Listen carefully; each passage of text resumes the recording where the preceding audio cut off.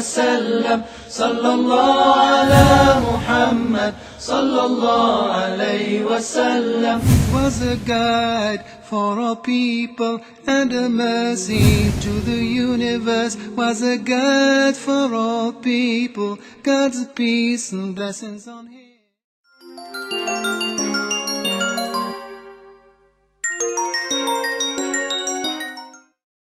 Bismillahirrahmanirrahim. Alhamdulillahirabbil alamin.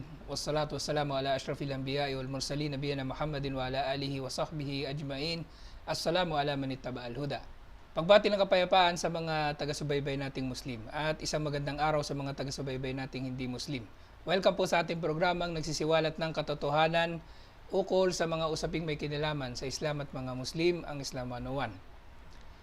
Noong nakaraan ay natalakay natin ang ukol sa kaligtasan at sa pagkakataong ito ay bibigyan nating diin muli ang ukol sa pagiging tama ng relihiyong Islam at ano ba ang mga patunay sa usaping ito. Kasama natin muli ang ating resource person, si Ustad Ahmad Javier. Assalamualaikum warahmatullahi wabarakatuh. Waalaikumsalam warahmatullahi wabarakatuh. Bismillahirrahmanirrahim. Alhamdulillah wassalatu wassalamu ala rasulillahi wa ala alihi wa sahbihi ajma'in. Assalamu ala man ittaba'al huda. Ang papuri kay Allah subhanahu wa ta'ala, ang siyang tunay at tanging nag-iisang Diyos, at naway ang kanyang pagpapala, kapayapaan ay mapasa ating mahal na propeta Muhammad sallallahu alaihi wasallam. Muli sa lahat ng kapatirang Muslim, Assalamualaikum warahmatullahi wabarakatuh. Magandang araw sa lahat ng taga-subaybay ng Islam 101. Ustad, nung nakaraan ay natalakay natin ang kaligtasan at kung paano makakamit ng tao ang kaligtasan. At ito ay sa pamagitan lamang ng pagsunod natin sa pananampalataya na ninais ng Panginoon para sa atin. At ito nga ang Islam. At sa pagkakataong ito, Ustad, ay matatalakay pa natin ang ukol sa mga batayan pa kung paano napapatunayan o paano mapapatunayan ng isang naghahanap ng katotohanan ng Islam nga ang tunay na relihiyon. At unang-una sa mga binabanggit ng ating mga scholar na patunay na ang Islam ang tunay na relihiyon at siyang katanggap-tanggap at kamahal-mahal kay Allah subhanahu wa ta'ala ay dahil sa si Allah subhanahu wa ta'ala mismo ang nagsabi nito. At walang iba pang relihiyon ang merong ganitong katangian na si Allah ang nagpangalan at si Allah ang pumili at naghirang sa relihiyon na ito. At isa sa babanggit nating mga patunay sa ganitong argumento ng Islam ay sinabi ng Allah subhanahu wa ta'ala, Inna dina indallahil Islam. Ang relihiyon para kay Allah subhanahu wa ta'ala ay ang Islam. Barakallahu fiik, jazakallahu khair. Ang pag-uusap ng reliyon sa panahon natin ngayon, especially tayo mga balik Islam, at sa napakaraming naglipa ng reliyon ngayon, ang pinaka sabihin nating highlights ng pag-uusap dito para kung paano mo mapoprove na yung reliyon kinakaaniban mo ay siyang tamang reliyon. So sa pagpapatunay ng mga tao ng iba't ibang reliyon, para mapatunayan nila na ang reliyon nila siya ang tamang reliyon, gumagamit sila ng iba't ibang sangay ng kaalaman, branches of knowledge. Halimbawa, pwede nilang patunayan ang reliyon nila sa pamamagitan ng siyensya. So hahanap sila ng mga scientific facts at iko-connect nila sa religion at sasabihin nila sa kanilang hinihikayat sa reliyon, tama ang reliyon namin dahil akma sa siyensya. Pagka minsan ginagamit din nila yung history, kasaysayan. Babalikan nila yung kasaysayan at mapapatunayan nila na tama yung kanilang reliyon. And so on and so forth. Mathematics, geography, philosophy. Pero ano ba ang pinakatamang basihan pag pinag-uusapan ng reliyon? May mga scholar nagsasabi na ang mga branches of knowledge na ito ay mga suporta lang. Pero ano yung pinakamataas na pruweba para patunayan na ang Islam siya nga ang tunay na reliyon? May nagsasabi mula sa mga Christian scholar na dapat gamitin rationality. Kahit na hindi umakma dyan ng siyensya o mathematics o history o iba pang sangay ng tawag dito ng kaalaman, basta sa katwiran ng tao, rational, ay naintindihan niya na ito yung reliyon na galing sa Diyos, sapat na yon. Pero sa atin sa Islam, kung meron tayong basihan para masabi na ang reliyon ng pananampalatayang Islam, siya ang tamang reliyon, ito na yung pinakamataas. At ano po yung mga kababayan? Dapat ang reliyon, ang nagsabing tama ito, ay ang tagapaglikha mismo. Ang Diyos na si Allah subhanahu wa ta'ala. At katulad ng nabanggit natin kanina sa banal na Quran, sinabi mismo ni Allah subhanahu wa ta'ala, wa may yabtaghi ghayra al-islam dinan falan yuqbala minhu wa huwa fil akhirati minal khasirin. Kung sino magtaglay ng ibang pananampalataya maliban sa Islam ay hindi ito tatanggapin ni Allah subhanahu wa ta'ala, at sa kabilang buhay siya ay mapapabilang sa mga talunan. Sinabi pa ni Allah subhanahu wa ta'ala, inna ad-dina 'indallahi al-islam. Ang reliyon sa paningin sa harap ni Allah subhanahu wa ta'ala ay ang Islam. So ibig sabihin, si Allah subhanahu wa ta'ala siya mismo ang nagpatunay. Kaya unang tanong ninyo sa mga kababayan Ustad Mujahid, unang tanong nyo sa sarili nyo, sa kinaaniban yung reliyon, inangkin ba to ng Diyos na tagapaglikha? Alamin nyo kung anong pangalan ng reliyon nyo at basahin nyo sa binabasa nyong paniniwala nyong aklat. Kung sinabi ng Diyos na yun ang reliyon na kanyang pinili at kanyang binigay sa sangkatuahan, yun na nga ang magiging tamang reliyon. Kaya Ustad Mujahid, ito ngayon naglipa ng mga bagong reliyon. Kaya karamihan sa mga religion ngayon sa Pilipinas in particular, nakikita mo ang pangalan ng religion nila ay hango sa talata sa Biblia. Bakit? Para magkaroon ng pruweba. Pero hindi, sila lang ang mga nag-claim nito. Yun ang nakakaloka. Sila lang ang nagpangalan. Okay. Sa kalakayan, Ustad. At katotohanan niyan, Ustad, maidaragdag natin, marami sa mga relihiyon na meron yan. At masabi natin lahat sila ay ipinangalan sa, kundi man dun sa talata sa Biblia, kundi dun sa nagtatag, o kaya dun sa lugar na pinanggalingan nila ng relihiyon na yun. At pangalawa sa mga masasabi natin na patunay ng Islam na ito ang tunay at nag-iisang tamang relihiyon, ay ang sinasabi ng ating mga scholar na ang Islam ay hindi nasasaklaw ng panahon. Ang mga ngahulugan ng Islam ay mensahe na hindi limitado sa iisang panahon lamang.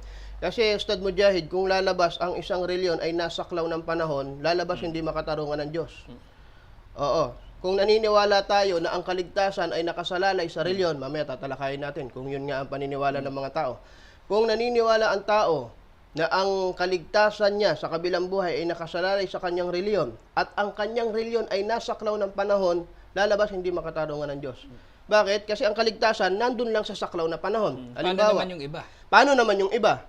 Halimbawa, kung ang Iglesia ni Cristo ay tinatag 1914 ni Manalo sa Pilipinas, paano yung 1913?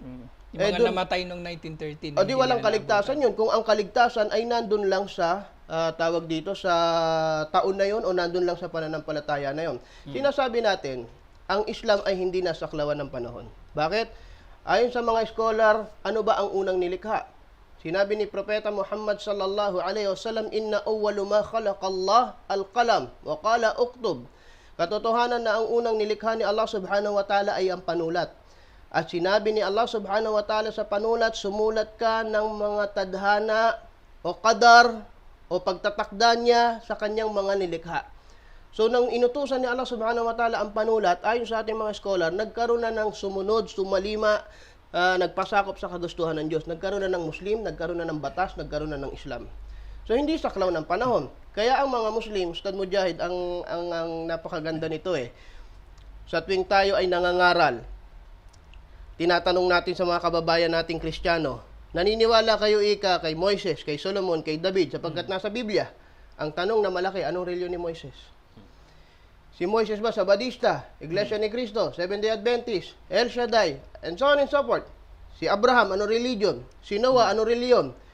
Walang isang Kristiyano magsasabing Kristiyano sila. Bakit? Sa issue ng time element.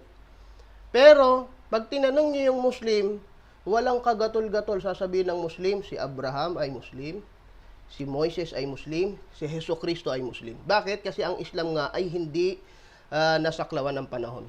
Ano reliyon ni Moises? Islam. Ano na reliyon ni Abraham? Islam. So, ang Diyos lalabas, makatarungan. Bakit? Yung pinili ng reliyon, mula sa nilikha niyang unang tao, hanggang sa huling tao, nabubuhayin ng Diyos sa araw ng paghuhukom, may Islam dito. Presensya ang Islam sa lahat ng panahon na ito. Sa kalakayan, Stan. At itong pangatlong argumento na ibinibigay ng ating mga scholar sa pagiging tama ng pananampalatayang Islam. At ito yung ako mismo personally, Ustad, na patunayan ko to. Kasi isa sa mga criteria ko noon, nung ako'y Kristiyano pa, para hanapin ang tunay na relihiyon. Ano ba ang relihiyon ng mga propeta? At ito ang sinasabi ng mga scholar na pangatlong batayan ng Islam, itong relihiyon ng mga naunang mga tagasunod kay Allah subhanahu wa ta'ala. Bagkus mula sa kauna-unahan. At ito nga ang relihiyon ng mga propeta. Barakallahu fik.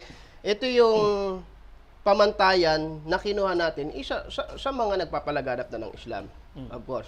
Pero ini-invite natin lahat po ng mapagsaliksik ng pananampalataya. Pwede kayo maglagay ng criteria nyo ng paghahanap ng katotohanan. So, wag kayong nakabase sa husay ng pagsasalita ng pastor, sa ganda ng damit, sa galing magtagalog marahil. Kasi ngayon, uso, kakatok sa pinto. Naka-long sleeve, nakabarong, tapos babasahan ka ng napakaraming sitas sa Biblia, mahihilo ka sa lalim ng Tagalog, and then, bandang huli, miyembro ka na.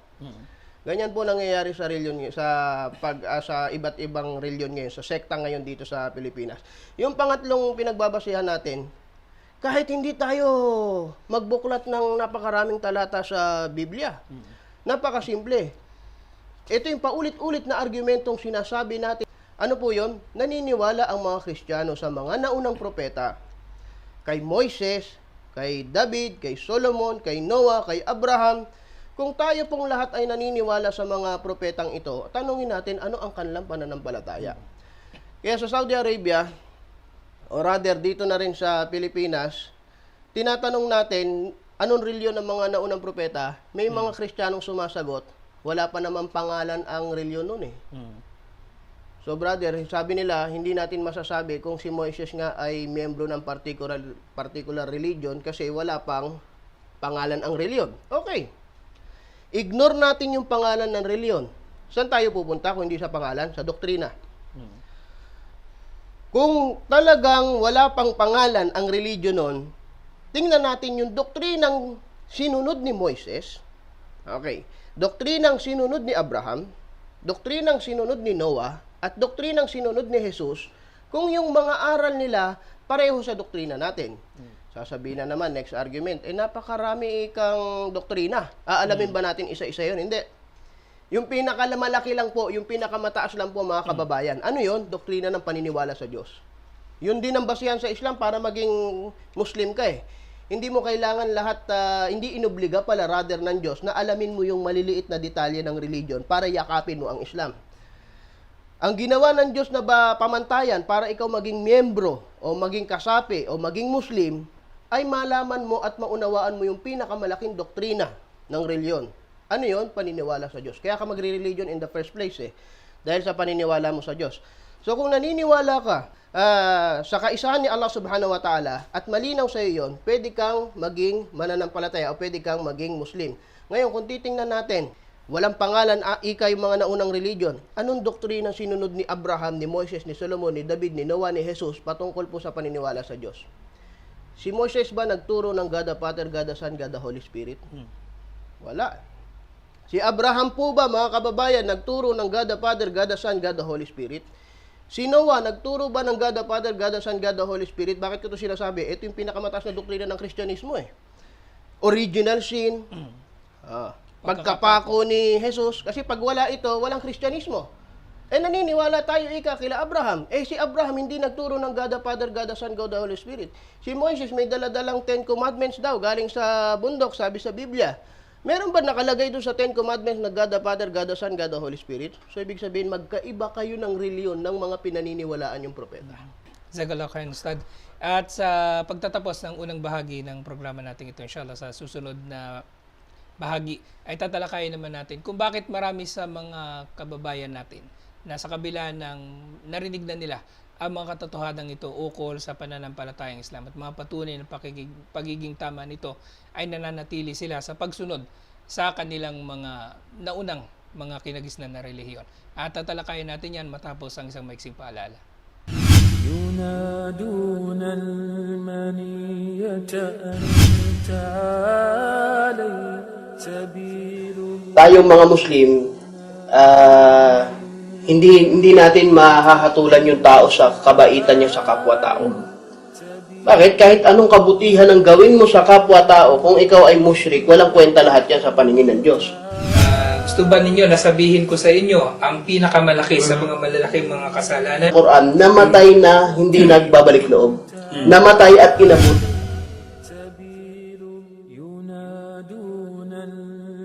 Na itong tauhid ay napakahalaga. At para sa isang Muslim, natatawagin niya ang kanyang sarili na Muslim na hindi niya naunawaan. Ay ang tauhid o ang pagbubukod tangi kay Allah subhanahu wa ta'ala sa tatlo. Tingnan natin, pinagbibintangan nila si Allah ng kawalan ng katarungan.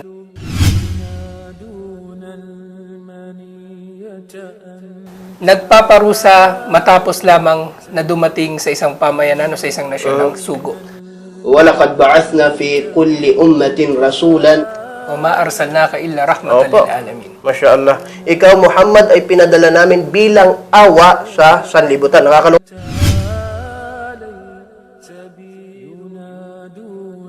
Sinabi niya, sino man ang jahil o mangmang ukol nga sa mga usapin na may kinalaman. Baka mamaya ito yung jahil na matigas ang ulo, kaya naging mangmang. So, laging may pasubali. Pero hindi natin dinideny yung fact na yung isang taong mangmang ay hindi dapat managot.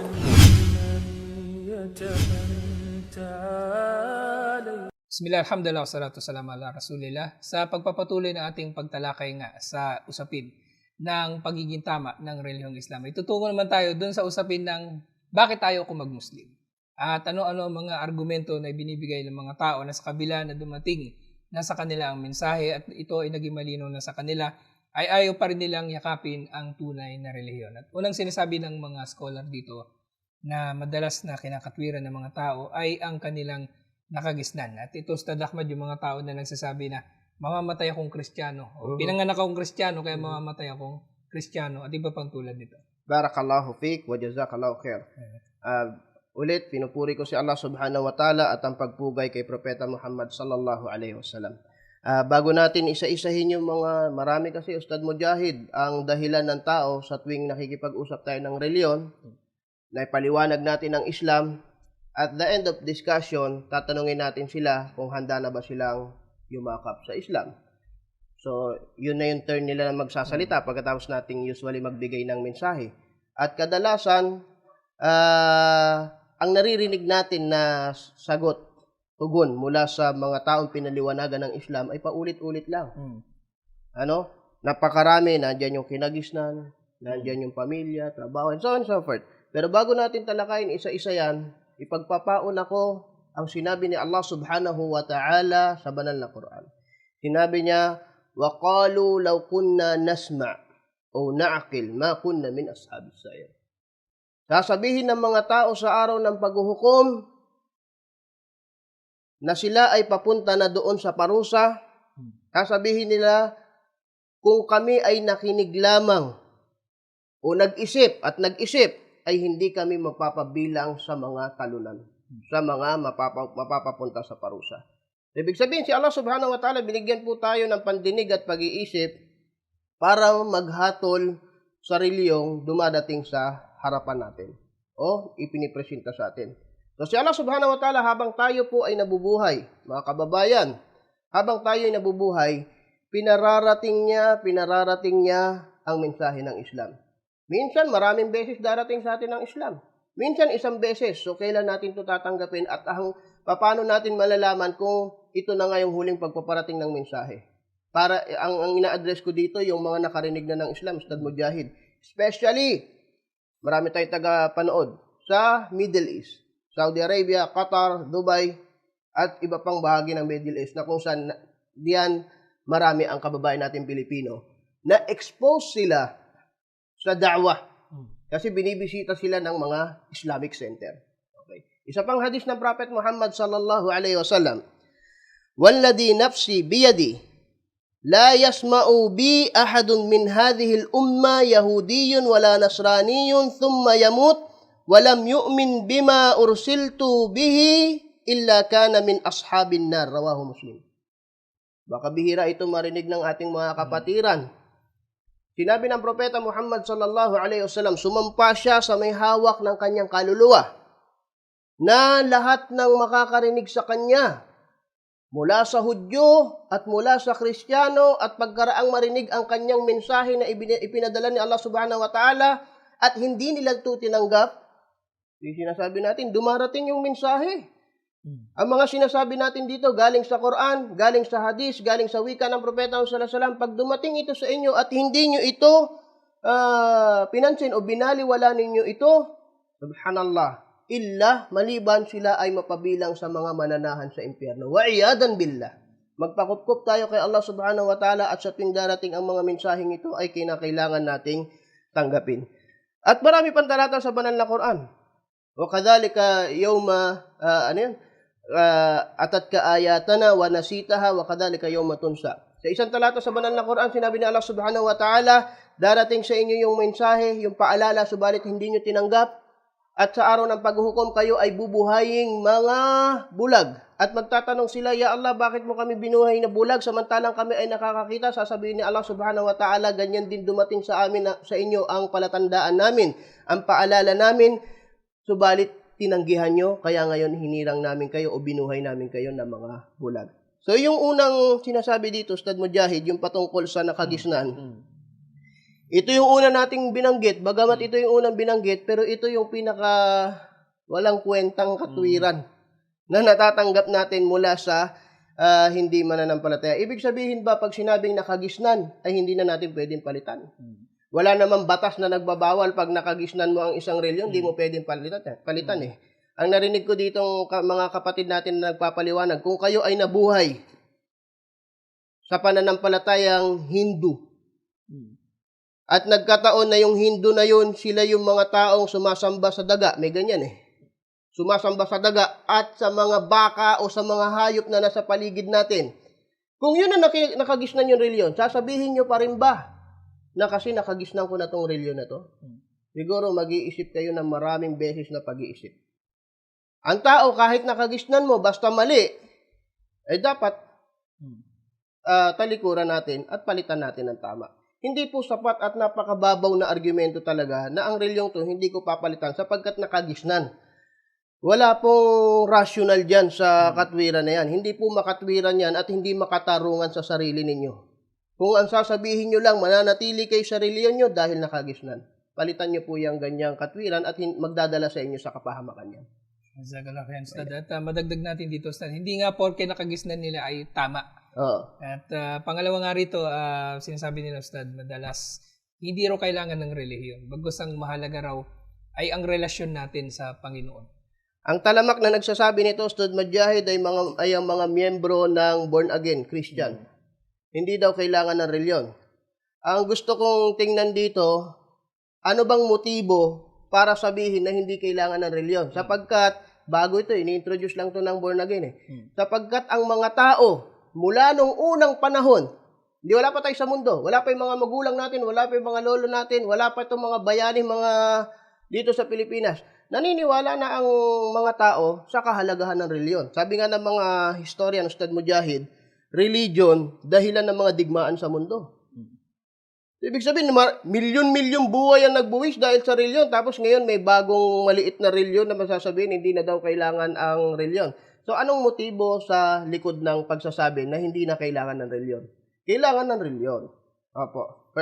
Kailangan ng reliyon ng tao. Bakit?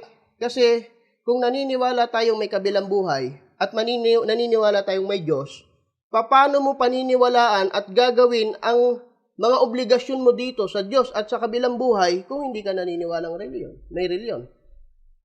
Ibig sabihin, naniniwala ka may Diyos at sasamba ka sa Diyos. Paano mo siya sasambihin kung walang reliyon? Naniniwala ka sa kabilang buhay, gusto mo maligtas mula sa impyerno at mapunta sa paraiso. Paano mo tatahakin yung landas kung walang reliyon? Ang mangyayari, mag-iimbento ang tao ng pamantayan niya o ng reliyon niya. Sa mga nagsasabi na hindi kailangan ang reliyon, ang nakikita ko dito, Ustad Mujahid, hindi nila naiintindihan ang kahulugan ng reliyon. Hindi natin naiintindihan. Halimbawa, sa sasakyan, para lang magbigay ng example. Pag sinabi ng tao, hindi kailangan ng makina ng kotse o ng sasakyan, paano tatakbo ang sasakyan kung walang makina? Hindi mo alam ang tungkulin ng makina. Kaya mo sinabing hindi kailangan ng makina sa sasakyan. So, ang reliyon, pamantayan, way of life, reliyon, religare, pakikipagrelasyon sa Diyos. So, paano ka makikipagrelasyon sa Diyos kung wala kang reliyon? Paano ka magdarasal kung walang reliyon? Subhanallah. Paano ka hihingi ng tawad kung walang reliyon? Kanino? Saan? Pupunta ka sa bundok, hanap ka ng puno doon at doon ka hihingi ng tawad. Paano mo sasagawa ang lahat ng buhay mo? Lalo sa Islam, pag sinabing reliyon sa Islam, din o millah, Sa Islam, ito ang kahulugan ng reliyon. Ang lahat-lahat. Way of life. Makikipagnegosyo, mag-aasawa, magpapalaki ka ng anak, lahat ng aspeto sa buhay mo, walang saklaw lahat ito ng reliyon. So, paano mo gagawin ang pamumuhay mo sa mundo kung wala kang pananampalataya? Pero higit sa lahat, sasamba ka sa Diyos, gusto mo maligtas sa kabilang buhay, kailangan mo ng reliyon kasi siya yung maggagabay sa iyo patungo sa mga gawaing ito. Ustad, itong sinasabi nga nila na hindi kailangan ng relihiyon. Parang sinasabi nila, bahala na kung mali ang relihiyon mo, basta importante. May relasyon ka sa may Diyos. relasyon ka sa So, walang Diyos. pamantayan. Walang Kaya may pamantayan. taong naliligaw eh. May nagiging satanista, reliyon din yun eh. Church of Satan eh. So, ibig sabihin, kung yun ang inaniban mo, pwede rin yun. O magiging satanista ka, sino magiging Diyos mo doon? Mga satanas. Basta may relasyon. Basta may relasyon sa Diyos. At ito nga pangatlo, Ustad, itong sinasabi nila. Ustad Mujahid, yung usapin ng relasyon sa Diyos, malawak. May nakikipagrelasyon sa Diyos na ginagawa nila yung Diyos parang alipin nila. Pengi nito, pengi niyan, bigyan mo ko nito, pero wala yung pagsamba.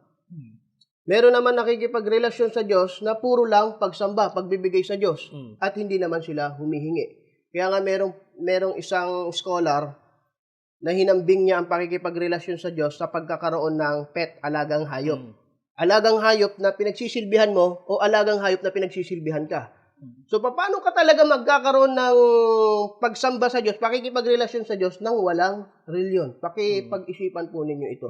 Kaya sinasabi ng born-again Christian na, basta may relasyon ka sa Diyos, kahit pala nandiyan ka sa reliyon mo, pwede, anib ka sa amin. Born-again Christian ka. Hindi mo kailangang bitiwan yan. So, kung may turo sa iyo yung religion mo patungkol sa pagsamba sa Diyos, tatanggapin nila. Depekto talaga itong doktrinang ito. Bakit? Magiging sanhito ng buhol-buhol na pagkaligaw sa pananampalataya. Sa kalagayan, Ustad. At Ustad, yung isa pa sinasabi nila, yun nga, yung sinasabi na baka magalit yung pamilya nila sa kanilang pag-Muslim. Baka sabihan sila mga walang utang na loob o tumalikod sa reliyon ng kanilang mga ninuno at iba pa. Ayun, maganda yon. Pag sinabing tumalikod sa inyong reliyon ng ninuno, sa Islam din nyo magagawa yon. Kasi kung kayo ay naninirahan sa Pilipinas at nag-Muslim kayo, hindi kayo tumalikod sa reliyon ng inyong mga ninuno. Bagkos, bumalik kayo sa reliyon ng inyong mga ninuno. Kaya lang, ang issue ng pamilya ay dapat isang tabi nila sa paghahanap ng katotohanan. Kasi iba yung sarili mong nakikita at iba yung nakikita, for example, ng asawa mo. Kung sa paghatol mo, ito yung totoo, at ayaw ng asawa mo yung nakikita mong totoo, at sinunod mo yung asawa mo, paano pagharap mo sa kabilang buhay? Sasabihin mo ba sa Diyos na ayaw kasi ng asawa ko na yakapin ko ang Islam? Ayaw kasi ng anak ko, ayaw kasi ng magulang ko, ayaw ng pamilya namin. So, bakit pa tayo binigyan ng desisyon ng Diyos? Napakagandang argumento narinig ko noon, Ustad Mujahid. Noong ang tao ay nag-aaral, dumating ng high school life, at unti-unting niyang natutuklasan ng mundo, nag-aral gumawa ng bisyo. Natuto, for example, uminom ng alak, magsigarilyo, o sugal. Nung ginagawa ito ng mga tao, itong mga bawal na ito, hindi niya kininsulta ang kanyang pamilya. Na baka bawal to, ayaw ng pamilya ko, hindi. Ginawa to ng tao. Pero pagdating sa reliyon, takot yung tao, ikukonsulta yung kanyang asawa, ikukonsulta yung kanyang magulang. Asan ang katuwiran? Totoo nga bang pamilya mo ang may ayaw? Bakit pag gusto mo yung mali, kaya mong gawin at kaya mong ipaglaban, kahit kamuhian ka ng pamilya mo. Pero ito, patungkol sa reliyon, kailangan magdesisyon po ang tao dito. So, maiksi ang oras natin at meron pa tayong natitirang mga 1 minuto. At daanan na lang natin yung isa pang marami sa mga tao nagsasabi dito, yung kanilang pagmamalinis. Kasi sinasabi nila, hindi ko kailangan ng relihiyon dahil wala naman akong inagrabyado, wala akong pinatay, ninakawan, o iba pa. Barakallahu fik. Yung tungkol naman sa dahil wala akong inargabyado, mabuti yon. At naway, panitiliin natin na wala kang argabyaduhin. Pero hindi ibig sabihin wala kang inargabyado ay papanigan ka na ng Diyos. Kasi dalawa ang utos ng Diyos eh. Sundin mo siya at layuan mo yung binawal niya. Siguro, layuan mo yung binagbawal niya. Pero yung pagsunod mo sa kanya, inutusan ka ng Diyos sumamba eh. Inuutusan ka ng Diyos magbigay ng kawang gawa sa mga kinita mo. Sasabihin mo, wala kang inargabyado. Pag hindi ka nagbigay ng kawang gawa, argabyado ka. At ang isang pinakamalaking argumento sa walang inargabyado, gaano ka nakakatiyak dyan? pagka sumamba ka sa Diyos-Diyosan, nagawa mo ang pinakamalaking kawalan ng katarungan o pinakamalaking pag-aargabyado. Ya bunay, sabi ni Allah subhanahu wa ta'ala, la tushriku billah, inna syirka la dhulmun azim. O bata, o anak ko, huwag ka mag-shirk, huwag ka magtambal kay Allah subhanahu wa ta'ala sapagkat ang shirk ay ang pinakamalaking pag-aargabyado o kawalan ng katarungan. So mabuti ka nga sa tao, mabuti ka nga sa kapwa mo. Mabuti ka sa tao, mabuti ka sa kapwa mo, pero nangaargabyado ka sa Diyos sa pamamagitan ng pagsamba mo sa nilikha o Diyos-Diyosan. Jazakallah khair Ustad. At sadyang maiksi ang oras natin at inshallah magkaroon pa tayo ng mga pagkakataon pa na matalakay ang iba pang mga malalalim na usapin nga ukol sa kaligtasan. At inanyayahan namin ang mga taga-subaybay naming mga hindi Muslim na manatili kayo nakasabaybay sa programang ito at gayon din ang ating mga kapatid na mga Muslim upang makatulong sa inyong mga pag-aanyaya at panghihikayat sa iba tungo kay Allah subhanahu wa ta'ala. At hanggang dito na lamang, hanggang sa susunod pa natin mga programa. Wajazakumullahu khairan. Wassalamualaikum warahmatullahi wabarakatuh. Ang programang ito ay hatid sa inyo ng Fanar Community Channel.